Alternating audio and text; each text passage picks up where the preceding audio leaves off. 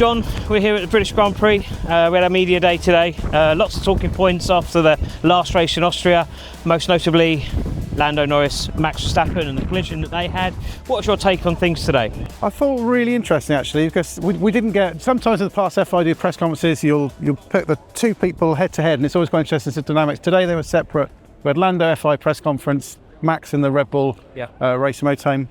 So we got Lando first, who was kind of a bit cautious and a bit kind of stepping back a bit from what he said on Sunday, where it'd been if Max doesn't apologise, I'll lose respect for him. Kind of rolled back a little bit, even went as far as saying questioning whether Max deserved the penalty, which I thought was quite remarkable. So, and then kind of we fast forward a little bit to Max, who I thought was, played it quite great. He said he didn't care at all about the criticisms, didn't matter to him. All that mattered to him was a friendship to Lando. So we spoke about it, we ran through it, agreed on 99%. We go out there, we race hard. Done.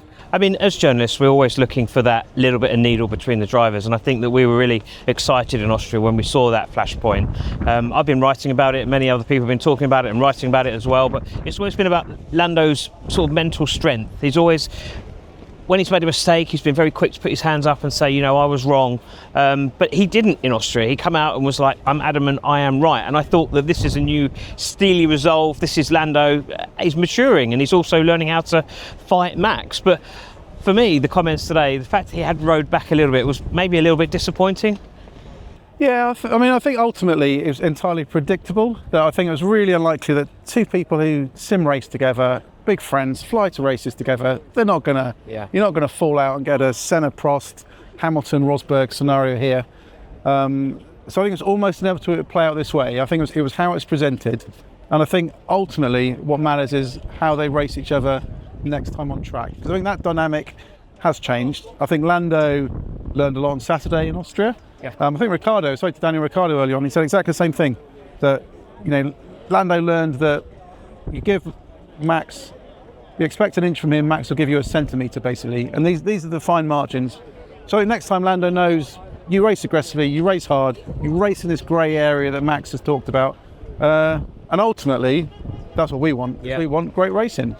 One person in the press conference was Lewis Hamilton, and he was asked about his opinion on what was going on with Lando and Max and whether he felt Max was fair. I think there was another question to him, do you think that Max drives in a particular way because he was unpunished? But he was non-committal, wasn't he, with his answers? He didn't want to get involved. He was sitting on the fence. I thought it was fascinating because sometimes drivers and team bosses will love lobbing a hand grenade into the mix, especially when someone else is involved in an incident. Just a little bit of needle. I mean, if that was Christian Horner and Toto Wolff, for example, they would have been throwing stuff left, right and centre. But in this, it was really interesting that Lewis didn't want to get involved at all. He was sat there. I think he was quite enjoying the fact that someone else was having to talk about Max Verstappen. I think there was a time where he tried to put his kind of earpiece in to listen to music, and he was given a little shake by Tom Clarkson. He went, no, you're not doing that. So a lot of the other drivers were feeling a bit bored by it. Didn't want to get involved. Left it all for Lando. Just one of those little interesting press conferences. There was another story. Oliver Bearman confirmed at Haas for next year. He was at the press conference. What was he like this morning? Yeah, it was good. I mean, I think there were a few little takeaways from it. I think one is that the importance of that Saudi Arabia race, basically, because it's what put him on the radar for a lot of people. But it was interesting, and I think for the teams as well, so you see F2 needed a good result this year, and the season's been all up and down. I think 11 or 12 winners so far this season. Championship leader hasn't won a race. Really difficult to get a picture. And I think he said there would be a fear that if his F1 career was judged on F2, it wouldn't be very good. So Saudi's helped, gave him the opportunity to do free practices, dug into details and love him. And he's a great bloke. I think good for Formula One, all smiley, all happy. And I love that little anecdote today where he said one of his mum's friends had met Lewis Hamilton years ago, I think 2015, 2016, and they got Lewis to do a video for Ollie to say, give him some encouragement, get him through to Formula One. I think Ollie found that video again this week and watched it, so it's really great. They're going to be part of the Ferrari stable next year, of course, and Lewis was asked, will you be mentoring him in any way? And he actually just turned around and said, nope, I'm not doing that. So it shows you that, he's got to go it alone. But I think it's going to be really interesting to watch his development. It's quite difficult I would imagine, having one eye already on Formula One and trying to compete in Formula 2 as well this year. But let's see how he goes. Yeah, no, I think it's good. I think I saw something today. It's the first time since 2013 we've got 4 Brits in Formula One, and I think 4 Brits who can shine quite well. You've got Russell, Lewis, Bearman, and Lando.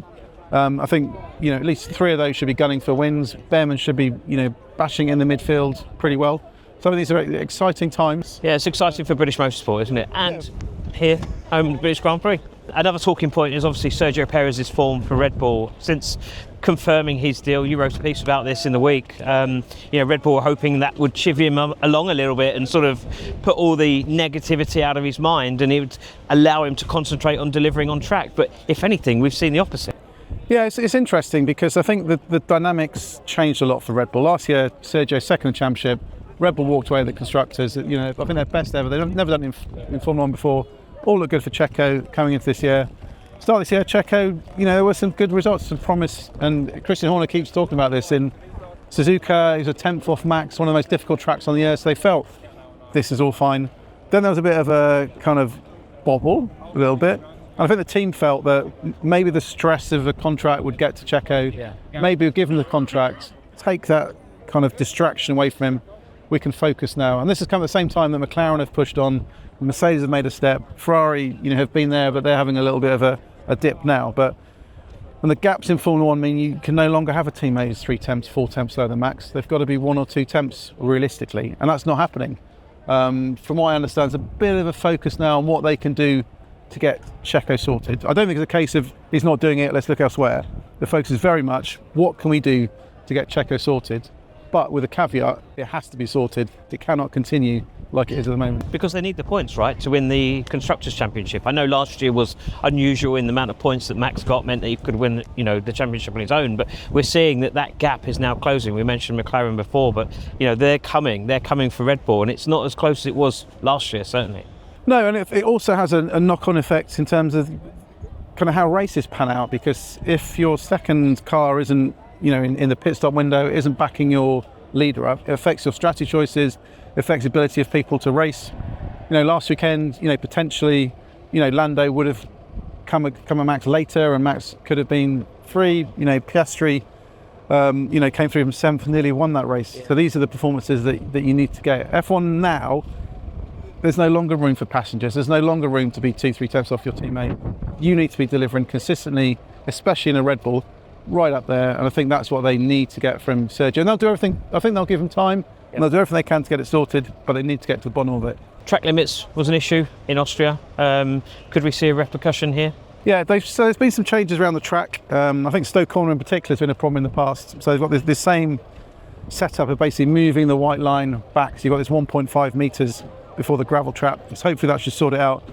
But I think there's 2 issues that are kind of still lingering, speaking to people in the paddock. The first is, as Piastri says, that it needs policing properly and robustly, so you can be sure that if you've gone across the white line, it's actually proven. I think he was a bit annoyed in Austria that, unfortunately he had a helicopter cam looking at his car, then that was viewed as the evidence to ping him, whereas other cars didn't have the helicopter cam, so they couldn't tell. So he felt it was a bit unfair that he was singled out just by circumstance that happened like that.